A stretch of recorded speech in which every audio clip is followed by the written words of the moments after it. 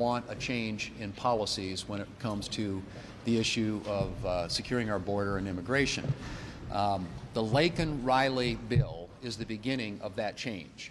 And it is a targeted bill that's designed to deal with a specific issue with respect to the issue of border security and security in our communities. And I commend Senators Katie Britt and Ted Budd for taking a leadership role on this. And frankly, the fact that we got a big vote on it yesterday to get on the bill, I think is a signal that the Democrats perhaps want to play ball. So this is an issue that isn't going to become a comprehensive immigration bill. That's not what this is about. This is a targeted bill. It's focused on a specific issue designed to prevent tragedies like what happened to Laken Riley and the incredible heartbreak that has caused her family never to happen again. So right now what we're doing is trying to test whether or not the Democrats want to work with us on an amendment process. But the goal here, the objective is to get this bill across the finish line to deal in a very direct way with a specific border issue, which is the issue of immigration enforcement, and have something that we can put on President Trump's desk that he can sign into law early on in his new administration. So with that, I'm going to yield to Senator Britt and Senator Budd to speak about the bill, and then you'll hear from some of the rest of my colleagues. Senator Britt. Thank you, Leader Thune. And thank you all for taking time to be here today. Look, we had a big step last week, but there is certainly more to be done. I am excited that some of our Democratic colleagues have heard the American people. There was no more litigated issue than this over the last 4 years, and America spoke loud and clear on November 5th. They want secure borders, they want safe streets, and they want us to actually accomplish something. That's exactly what this bill does. Had this bill been in law, Laken Riley would still be with us today. As many of you know, she should have celebrated her 23rd birthday last Friday. When we're looking at this, it's not only about her life and legacy, it is about preventing other families from having to go through the tragedy and heartbreak that her family has. It's also a first step in making sure that our nation is more secure, that our children from coast to coast are safe, and that we're actually doing the American people, we were actually doing for the American people what we told them we would do. I am hopeful that my Democratic colleagues don't revert back to last year's sentiment when they blocked this bill not just once but twice. I also want to remind you that in the 118th Congress, the Senate Judiciary Committee that is responsible for marking up these bills did not mark up one bill that was immigration related. So I want to thank Leader Thune, this entire team, thank Senator Budd for getting this on the floor early and getting us an opportunity to actually yield results for the people that we serve. And I hope that my Democratic colleagues make the right choice. This week they have an easy one. It is between the open border policies of the Biden-Harris administration, or they can actually protect American citizens. I think that's an easy choice. Let's do this for Laken, and let's do this for our country. Thank you. So I want to thank Leader Thune, Senator Britt for working on this, reaching out to our colleagues across the aisle. You can see by the strong vote we've had in these first two procedural votes, their willingness, and I think that's a good day. But we've got more work to do. When it comes to this bill, I speak as a father of three, and two of those are daughters. And I hate that we even have to address this issue, but there's a lot of heartbreak around this. And in the time I've spent going all 100 counties in North Carolina, I hear sheriffs repeatedly echo the same thing to me over and over, and that is every single county in North Carolina is now a border county because of Joe Biden's policies. Now, while this happened in Georgia, we have the same concerns in all the other 49 states, including in North Carolina. This is about preventing tragedies, something that should have never happened before.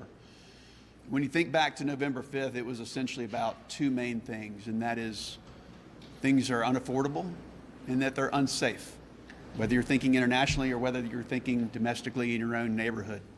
And it certainly was for Laken Riley, and it forever will be for her family. So this is about preventing tragedies in the future, and any Democrat that doesn't support this, they certainly didn't get the message that America sent loud and clear on November 5th. Thank you. Well, I look forward to seeing the Laken Riley bill enacted into law. with the help of our Democrat colleagues. And I congratulate Senators Budd and Senator Britt for their aggressive but also very sensible and common sense pursuit of this. I just want to say briefly, after our meeting with President Trump last Wednesday, which was very successful, very substantive, and we delivered the message of unity, I think, not only in that room, but to the American people when we came out afterwards and subsequently. On Thursday, I'm going to have Lee Zeldin before the Environment and Public Works Committee. He's a former member of Congress from New York. He is a veteran. He is very well studied, not only in the environmental issues of clean water and clean air, but he also knows how bureaucracies work and how Washington works. So I think we sort of kicked off today with our nominees' hearings with Peach Hegseth, and we will be continuing this. And I look forward to hearing from Lee Zeldin and others. I'm going to hear from Sean Duffy tomorrow over in Commerce, but Lee Zeldin particularly, since I'm the chair of that committee, talking about how we're going to be committed to putting forward President Trump's promise, really, to the American people to make your government work for you, not against you. Thank you.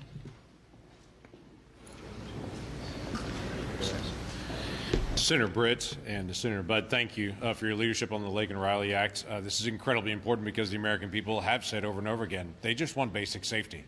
This is about detaining people who have committed additional crimes in the United States. That's pretty common sense to Americans across the country and certainly across my great state. A lot of the conversation we had last week and this week, and we're looking forward to 1 week from today would be President Trump's full first day in office. But the conversation's been about DOGE. It's been about government efficiency. We'll continue to be able to talk about that as we did last week, as we'll continue this week and in the days ahead to try to figure out how to make this government more efficient. I don't meet a single Oklahoman, quite frankly, I don't meet anybody that I run into and says the federal government is the most efficient entity in all the country. Everybody sees areas of efficiency, so we're looking forward to continuing to be able to drive that message and to be able to work towards making our tax dollars actually go to what they should go to.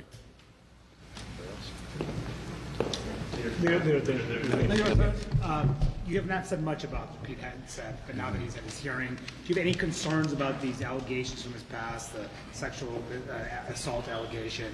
And if not, how quickly do you plan to move his nomination to the floor? I think he's addressed those allegations, and I didn't see all of it. I saw pieces of it, but every report I've had, the readout from the hearing this morning is that he acquitted himself extremely well. And made a strong argument for why he ought to be the next Secretary of Defense. If he's reported out of the committee, we will work quickly to get him across the floor, obviously, because that is a key, critical, important national security position that needs to be filled.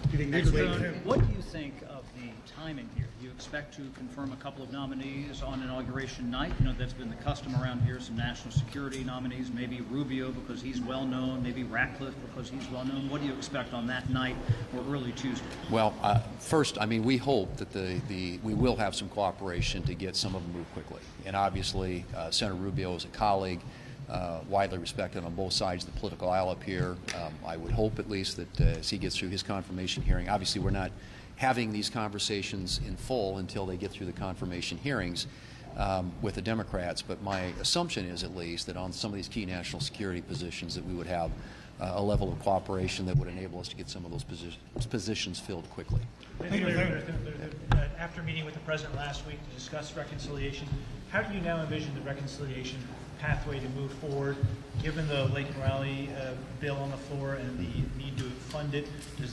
What does that make you think about border security, when that might move? And finally, what is your plan for moving the debt limit later this year? Obviously, as I've said before, border security is job number one.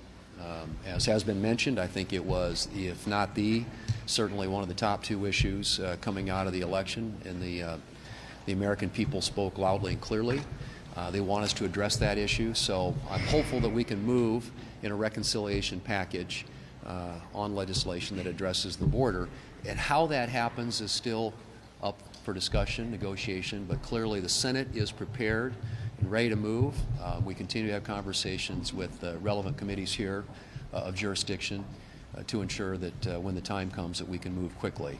And we'll continue to work through the process for all this. One bill, two bills, you know, I don't think you get outside of this this city, anybody really cares about that. What they care about is the result, and we're going to be working very, very hard to achieve a result and get an outcome that not only is, in my view, consistent with the campaign commitments that the President and many of our colleagues who were running this last year made, but the right thing to do for this country at a time when we live in a very dangerous world, starting with our southern border.